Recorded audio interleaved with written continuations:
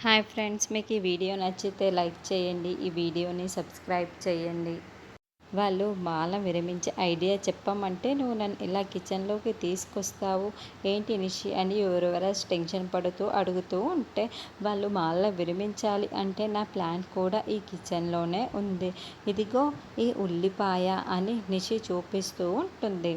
ఉల్లిపాయను చూపిస్తూ ప్లాన్ అని చెప్పిన ఏంటి నిషి నాకేమీ అర్థం కావటం లేదు అని యువరాజ్ అంటాడు. ఇప్పుడు కేదార్ తినబోయే వడలో ఈ ఉల్లిపాయలు వేసి నేను వడలు తయారు చేస్తాను.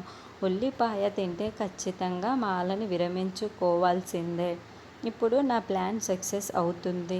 ఖచ్చితంగా కేదార్ ఆ ఉల్లిపాయ వేసుకిన వడని తింటాడు, మాలని విరమించేస్తుంటాడు.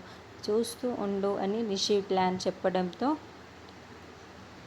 చూస్తూ ఉండు అని యువరాజ్ చాలా చెప్తూ ఉంటే చాలా సంతోషపడుతూ అందరూ వినాయక విగ్రహం దగ్గర కూర్చొని ఉంటే అందరికీ వడలను వడ్డిస్తూ ఉంటారు. అప్పుడే కేదార్ కూడా వడని తింటూ ఉంటాడు. అలా కేదార్ ఒక వడని తింటాడో లేదో వెంటనే నిషి, అయ్యో కేదార్ స్వామి, మీరు ఖచ్చితంగా ఇప్పుడు మాల విరమించాల్సిందే అని అంటే, ఏమైంది నిషి, నేనెందుకు మాల విరమించడం ఏంటి అని కేదార్ అంటాడు. ఎందుకంటే నువ్వు ఉల్లిపాయ వేసిన వడని తిన్నావు. నేను కమలాకర్ మామయ్య కోసం ఉల్లిపాయ వేసి వడలు తీసుకువస్తే జగదాత్రి కాస్త చూసుకోకుండా ఆ ఉల్లిపాయ ఉన్న వడ నీకు పెట్టింది.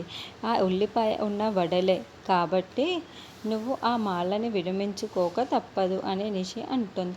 అయ్యో అయ్యో, ఎంత అపచారం, ఎంత అపచారం. ఇలా అపచారం జరిగితే ఇక మాలని కంటిన్యూ చేయకూడదు, మాలని తీసేయాల్సిందే అని వైజయంతి కూడా అరుస్తూ ఉంటుంది. దాంతో ధాత్రి షాకింగ్గా చూస్తూ ఉంటుంది. మరి ఈ ప్లాన్ని ధాత్రి తిప్పి కొడుతుందా, లేకుంటే కేదార్ మాలని తీసేస్తాడా అన్నది నెక్స్ట్ ఎపిసోడ్లో చూద్దాము.